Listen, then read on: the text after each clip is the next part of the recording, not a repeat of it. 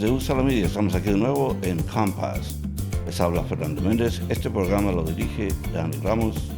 Nuestra invitada especial hoy en día, una candidata a la alcaldía de Filadelfia, Rebecca Rhynhart. Bienvenida, welcome. Oh, it's wonderful to be here. Finally. I know. Apologies it's taken so long. It's great to be here. You know, it's good because that means you're busy. Very busy, but never too busy for you. Thank you. So I'll hold you to that. You Yes. come back again. So, the Roger Matt question. Why are you running? I'm running for mayor. I love our city, and I want to make it truly work for people. That's what led me to run for office back in 2017 when I first ran for city controller. Mm-hmm. I spent about close to a decade working for two mayors before deciding to run for office. And I decided to run then because I saw all of the ways that our city government didn't work for people. I was the budget director. Mm-hmm. I was the city treasurer. And there was a lot that didn't work because of the entrenchment of the status quo of politics. Right. And that's what led me to run for controller back in 2017, to have an independent voice. And as the city controller for the last 5 years, I've taken on the status quo. I've gotten into some fights publicly with the mayor and others. And I, of course, looked at the city's operations and made recommendations for improvement. But that's where my power ended. Right. As mayor, I can make the change happen to make our city government truly work for people.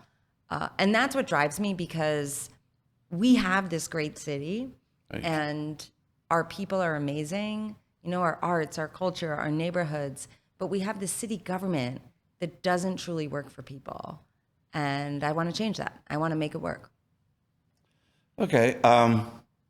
Did you actually, like people like Street and Nutter, did you argue with them? Have I argued with them? Yeah. Oh, yes, yes. But they're supporting you. Yes. So you probably did not argue that strongly. Well, they didn't with dislike respect. You. With respect. They didn't dislike you. No. We have, look, I worked for Michael Nutter for 8 years. Mm. I worked for him. We developed a very good relationship. Mayor Street, I got to know while I was the city controller. We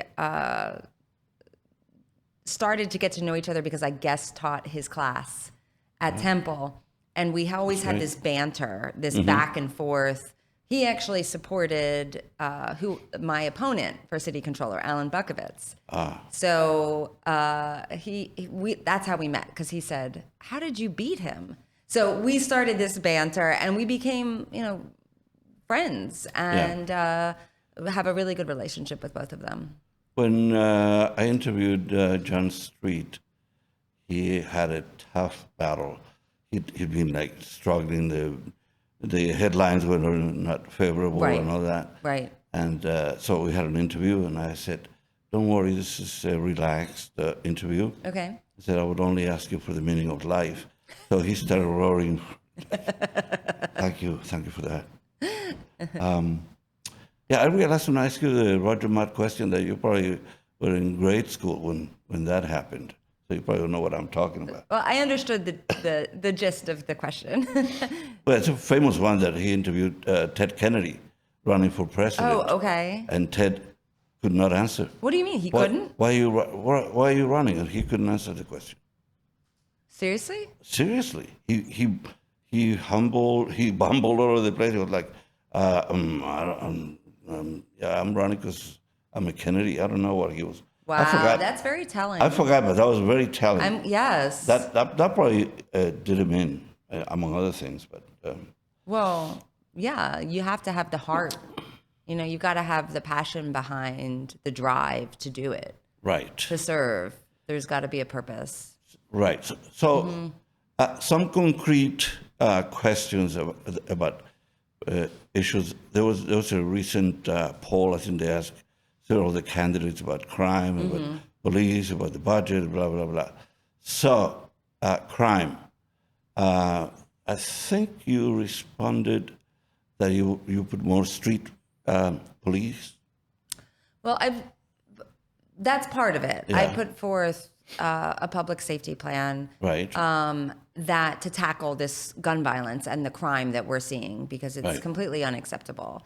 And it involves doing the strategies that work from other places, specific intervention strategies, focusing in on those most likely to shoot or be shot. What has it worked? Where's Oakland? New Orleans. Oakland had a 50% reduction in homicide over 5 years. Right. New Orleans had a 27%. These are programs that basically focus in on the few hundred individuals that are most in the street life, offering them a way out with consequences if they don't take that. There has to be, it's the carrot and stick approach. Then we also have to make sure that the law enforcement partners are working together.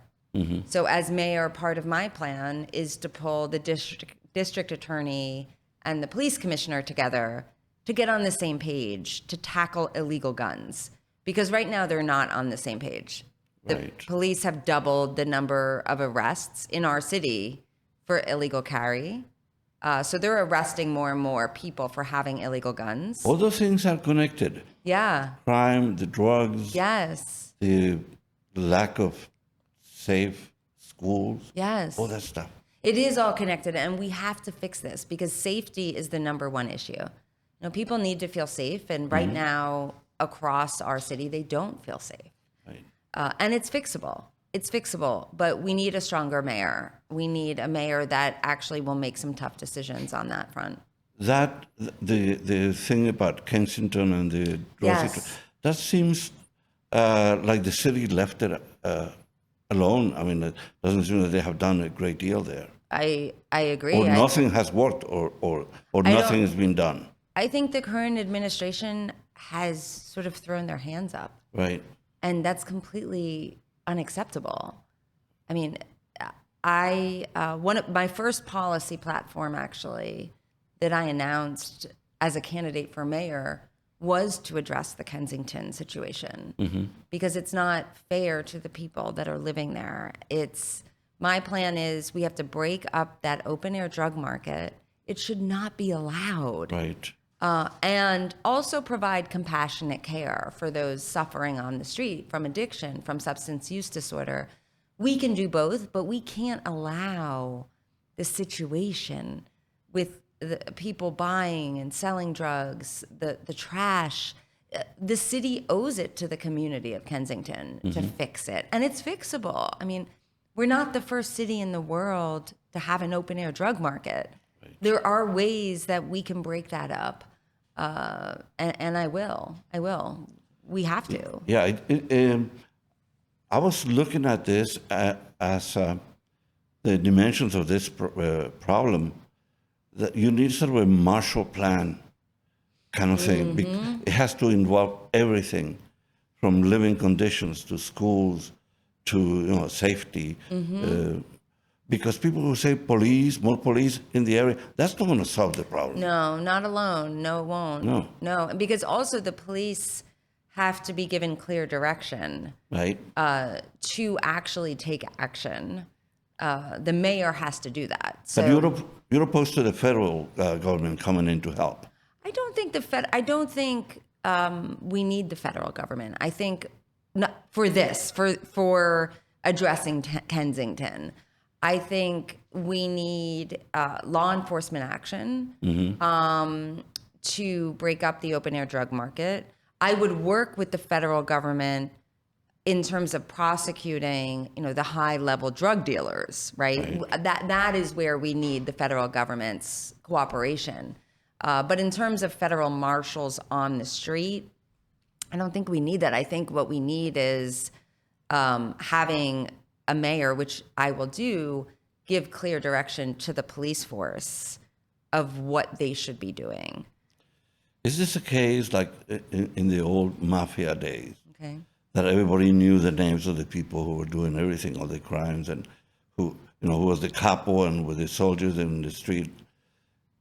do we know the people in Kensington who are selling the drugs? Do we know the capo who's in command of that situation over there? You know, that's a good question. And I know on the issue, for example, of gun violence across the city, most of the people that are repeat offenders with shooting and that type of criminal activity are known. But I don't know offhand whether the majority of the drug dealers are known by the police. But what is clear is that the police are not being given direction to actually break up that open air drug market. They're letting it exist, and that's the call of the mayor. And I will change that. I mean, the answer isn't just to put everyone in jail, though. The answer is, we need to have diversion. We need to have addiction treatment. We need to have a holistic view of the whole issue, and we can do that. We can absolutely do it. But the answer isn't the status quo of just letting this continue. Right. Yeah, it's not fair to the community. It's not just. This to me is an example of a city failing its residents. Yeah, it clearly is a failure for the neighborhood, because obviously not all the neighbors are involved in this. But No. they're not happy with the situation. The kids going to school through, Yeah, I know. But okay, so that's not the only problem we have. The schools have been a problem. A friend of mine, Pedro Ramos, was in charge of the schools when it was taken away from the city control, and he was flabbergasted by the task that is to run that school system. Just transportation. I remember he mentioned more than 300 buses or something like that. How do you deal with that? So, do you have a specific plan regarding education in the school, the soda tax, all this stuff? I do. Education is a top priority of mine. After public safety, to me, it's the next biggest priority for the city. And my daughter is in 7th grade in the public school system, and every child deserves a good school to go to. So I've put forth a plan that involves changing the way we look at our schools so that we have a kid-centered approach. And what I mean by that is we need to support our traditional public schools. We also need to support our charter public schools.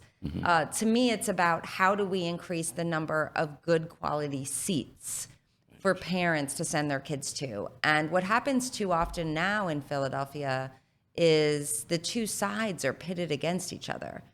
Traditional public, charter, and it's not done in a way that is for the best interest of all of our kids. They're all our kids. So I would appoint a school board that shares my vision for that transformation, and then partner city services with the schools. So, for example, every school should have a nurse, a social worker, and a therapist, in my view. If a school does not have a nurse, for example, for any reason, the city should be utilizing its public health department to find access to a nurse for that school, because we spend over $100 million on our public health department, but it's not coordinated. It's not matched with the schools. So that's the type of thing that I'll use my experience from working for the city and how the city works to align it with the school district. Well, you certainly know numbers, and you would be able to target things. Since you had position of budget director and controller, you cover a lot of territory with those two things. Right. So I expected to get good answers.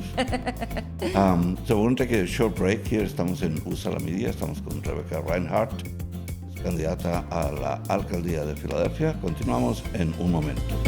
Pagano's Market and Bar has been serving gourmet Italian foods in Center City for 3 generations.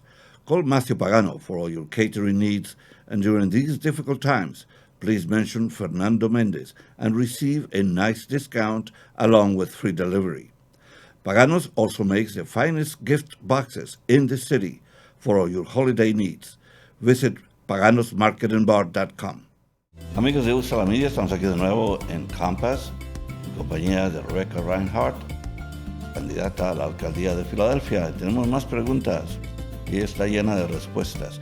So we have a lot of questions and you have more answers. Wonderful. So, housing in a city that has such degree of poverty, because we're supposedly one of the large urban centers where poverty is prevalent. And on top of that, in the Hispanic neighborhood, you have the poorest neighborhood and in some of the black areas too. So housing is a problem. I wonder, with all the empty buildings in town, nobody's coming back to work at the office. What are we going to do with that? Use them for that? That's an interesting concept, actually. I mean, I've put forth a housing policy, a plan for affordable housing in our city that involves using the city's 8,500 vacant properties and lots that the city owns. See, there you are. You know the numbers. Yeah, the city owns 8,500 vacant lots and properties. And when I was city controller, I actually had my office map some of them because I wanted to drive through and see what were these properties that the city owns. And there's blocks and blocks. I drove through West Philadelphia and blocks that the city owns of boarded up homes. And we can transform those into affordable housing for people. So that is part of my housing plan. It is interesting that you mentioned the downtown core of Market Street and JFK because there is a lot of empty space there. Yes. And we are going to have to figure out what to do with that. Even if we get some additional people coming back in the office as we get the city safer and cleaner, which is part of my plan, there's still going to be excess room down there.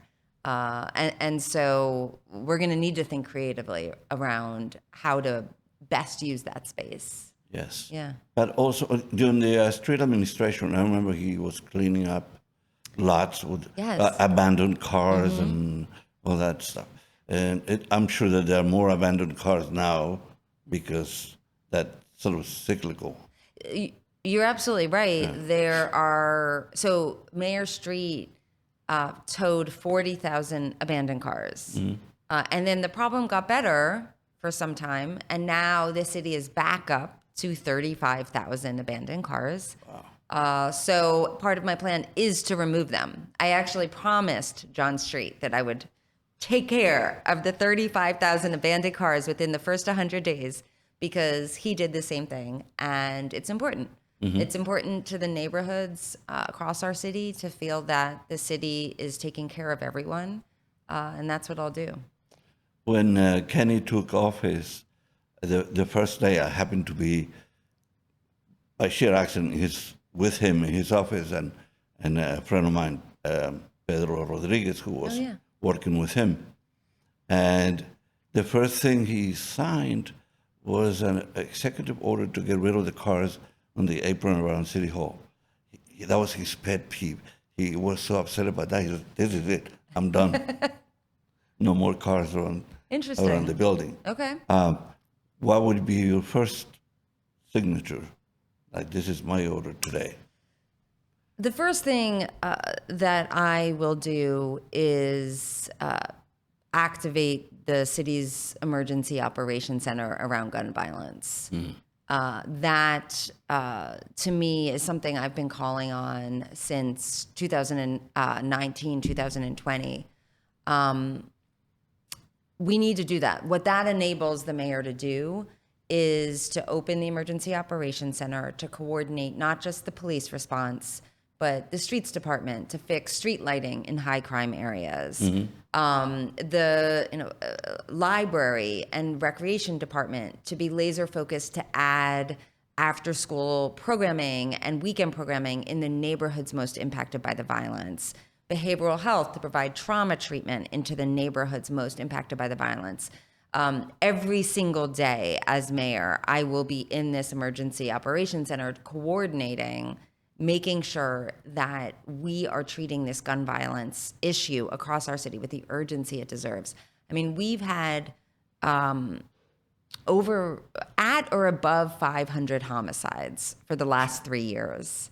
We had under 250 homicides in 2013 and 2014. I've pledged that the homicide rate will get cut in half under my leadership by the end of my first term. We must make this city safer. So that is my first step as mayor. Right. Any particular areas of the city where there's more violence? Because I know there are certain areas that... Absolutely. The Kensington area, there is a lot of gun violence that is fueled by the drug trade in Kensington. And then areas of West Philadelphia and Southwest Philadelphia have very high, and North. It's very concentrated, actually. If you look at where the shootings and homicides are occurring, and I did work around this as city controller. My office created a mapping tool, which is still used and up on the website, that automatically maps each day every shooting, every homicide, and all of the data associated with that shooting to keep the urgency on this. There's 14 zip codes out of about 40 zip codes in our city that have the most gun violence. And that's where we need to be focused to give not just police attention, but overall attention too. Sure. Yeah. Identify the problem and then deal with it. Yeah, exactly. It's one of those things, as I said before about the drug problem, it's all encompassing. It's not just one thing. But the abundance of guns is a national problem. It's not just us here. I mean, just yesterday there was another killing someplace. I know. And it has to do with mental health, which is the other thing that we have to deal with, because there are so many people, beggars downtown, and a lot of them is not poverty, a lot of them is the result of mental health illness. Mental health is such an important topic, and there's been a stigma for a lot of people to talk about it and address it in the same way as physical health over time. Right. And that is lessening, I think, with time. People are more comfortable talking about it. From a city perspective, I'm going to tackle this on several issues. We spend $1 billion a year as a city on behavioral health, on addiction services and mental health services, but it doesn't often reach the people most in need.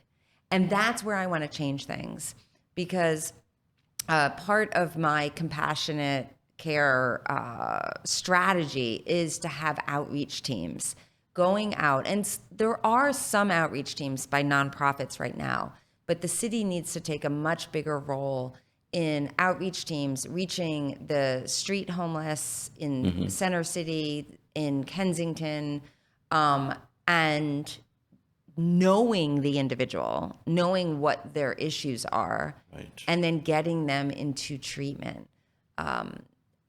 That's extremely important. And then we have to treat the behavioral health issues that are the result of trauma, the trauma of gun violence. That is an issue of getting out the city's behavioral health services to the neighborhoods that need it most.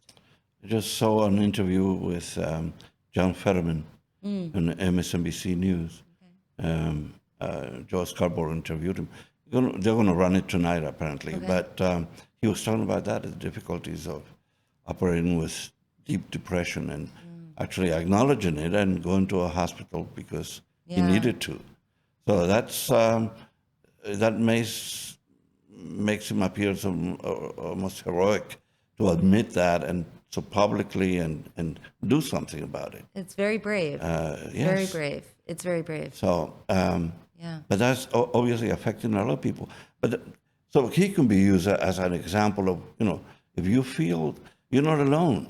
Right. No, here's somebody in high office Right. affected by that because there's so many kids right now. They also done some horrible statistic about how many college women have contemplated suicide. Like, And especially with the rise in social media and the negative impact that is having on teenage girls right. and their feeling of self-worth. That's something with a teenage daughter myself that I think about. Just social media is not always real. It's real, but it's a certain persona of It people. can be abused. Right. It's like it's people are smiling and showing themselves on the beach all the time, like their life is so happy. Everyone's life isn't so happy, and we have to acknowledge just that life is complicated. Right? Yeah. Well, the whole theme of how they have shaped our concept of beauty and success. Yes. That's a topic for another day. We need we have to stay on topic. Sorry, I got us off topic there. No, it's not off topic. All this is connected. I mean, it's life. Right. It's like I was listening to some comedian say, it's life, and what is so hard about that is every day. That's funny. That's funny. It's life. Something else. We're talking about the properties the city has, the land bank and all that. One of the other candidates was suggesting the city should just sell them. You see a better use for them? Well, I think we have to be strategic around it and thoughtful. But the city owning them and not having anything done with them does not make any sense.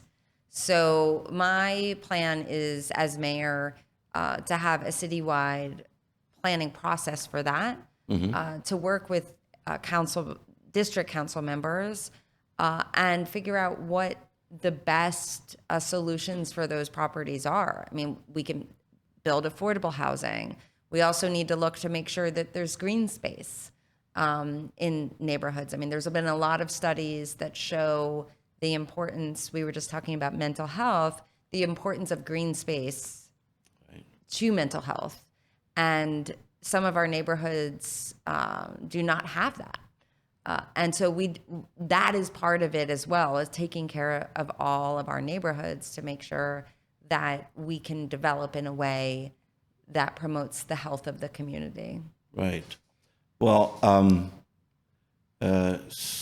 Rendell was accused. He's supporting you, by the way. Yes, he is. He took pride in Center City. He made Center City look very attractive for tourists. But people accused him of neglecting other parts of the city. And then John Street did the opposite. He took care of some areas of the city, not Center City so much. So there has to be a balance, because we do need a downtown that is attractive for tourists. Sure, absolutely. Period. Right. I mean, Independence Hall, and we have some of the great visiting, sites that people are attracted to. So. Oh, it's both. I mean, my view on that is that we are all one city, that it's all interconnected, right? The health of the downtown and the health of the neighborhoods, because we're all one thing. We're all one organism. That's the way I look at it. So I will make sure that our whole city is taken care of. And different neighborhoods have different needs. And the city needs to make sure that it's reaching each neighborhood in the way that neighborhood needs it. And that's the way I'll look at it. Yeah, it's one of those things that, what is disturbing sometimes, the amount of trash everywhere. Well, that is something that we must do better. I have pledged that within the first 100 days, I will clean this city up. We can get this trash off of our streets, have a huge effort to crack down on illegal dumping, catch some of these contractors that are dumping, haul them into court. There's got to be some consequences. Right. And right now, it feels like there are no consequences. consequences for things. Of course, having compassion for those who needed it, absolutely. But we need some rules and consequences to have a functioning city. And that's where I think we need to start and then tackle the issues of our city to move forward. Great. Well, this is a good time to take another break here in Pampas. Estamos en compañía de Rebecca Rhynhart, candidata a la alcaldía de Filadelfia. Y continuamos con esta conversación. No se vayan, regresamos en un momento.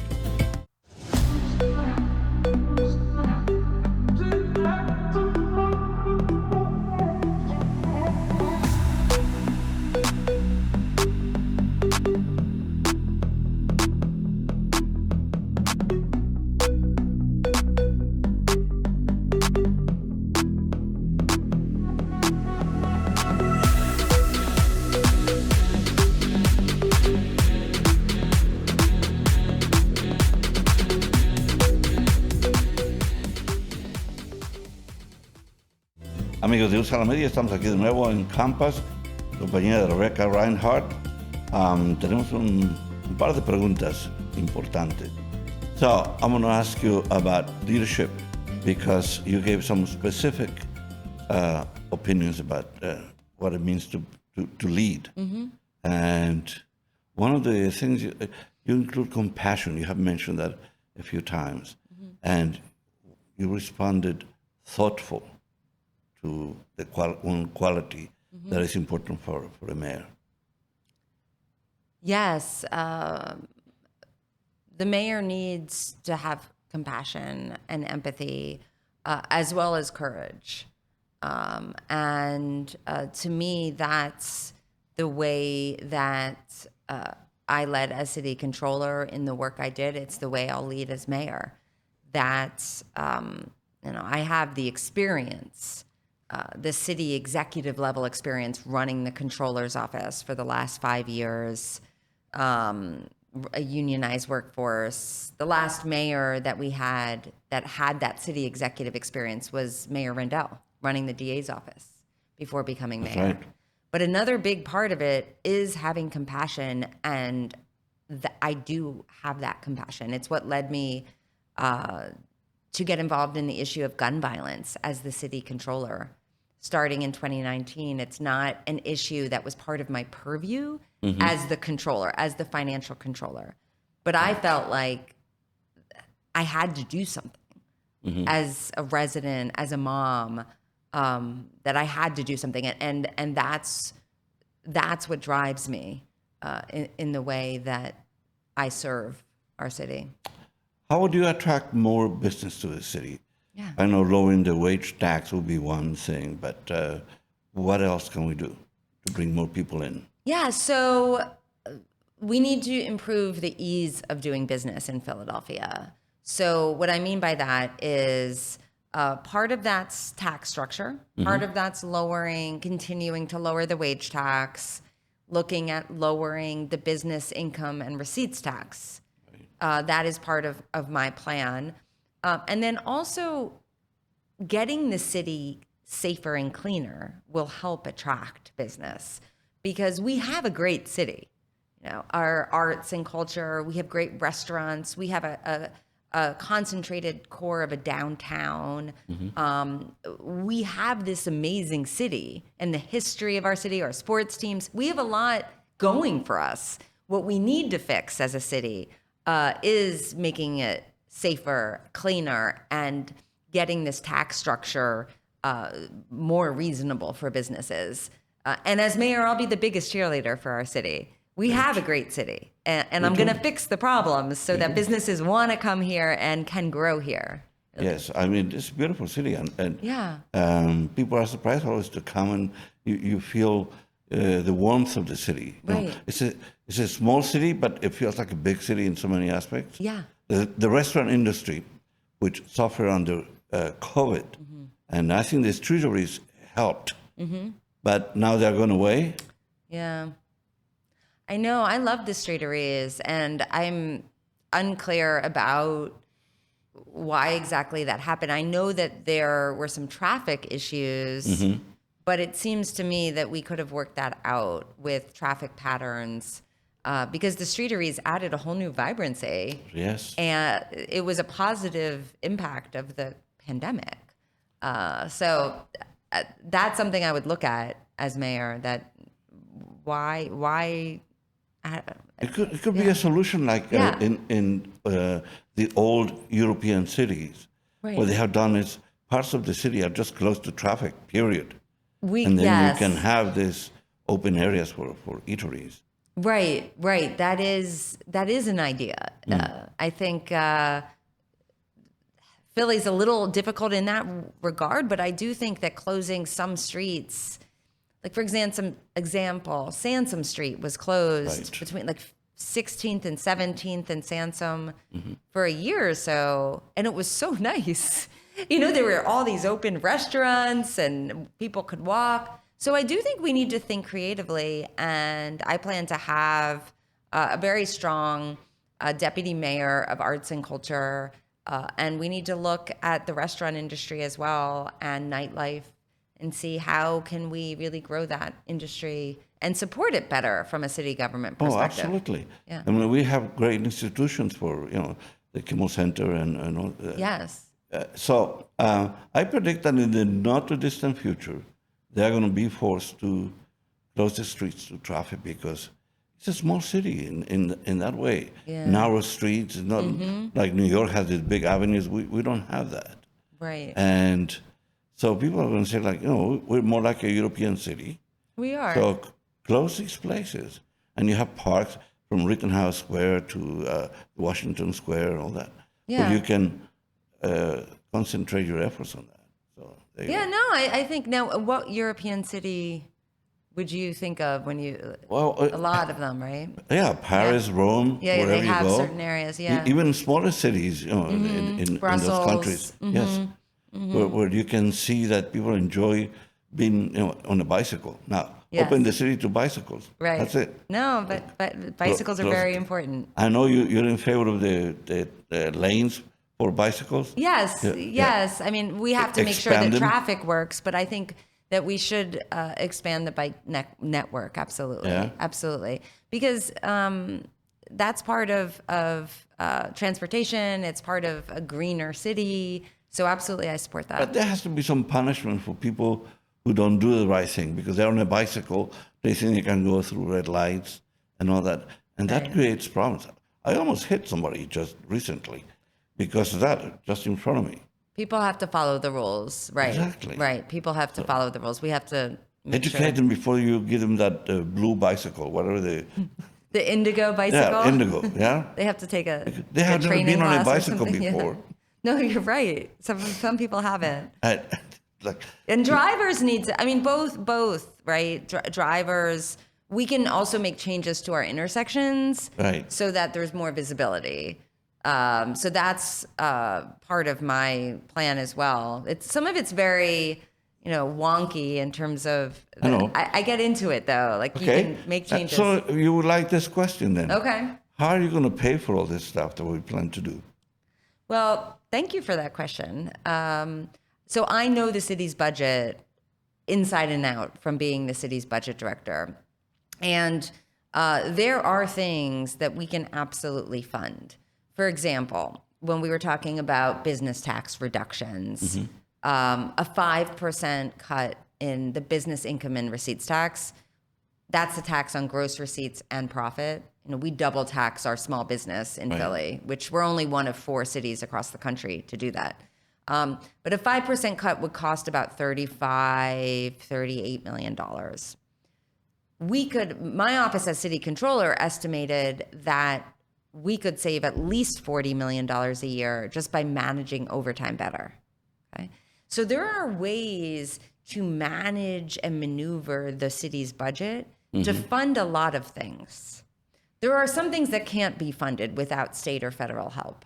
And that is, for example, the $5 billion of improvements that our school buildings need. That will be my number one priority with the state, to get that money in so that our kids and teachers have safe buildings. Well, we want to thank you for coming to our studio. Thank This has been enjoyable, informative, and wishing you the best. Thank you so much. I truly appreciate your time and the conversation. It's a gigantic effort in terms of time and money and all that. Yes. Well, our city's worth it. I want to lead it. Anyway, thank you for coming to us. Thank you. Thanks so much. Señores oyentes, muchas gracias por estar aquí en USA la Media, Campus. Nos despedimos de ustedes. Este programa lo dirigió Dani Ramos. Despide Fernando Méndez. Hasta la próxima.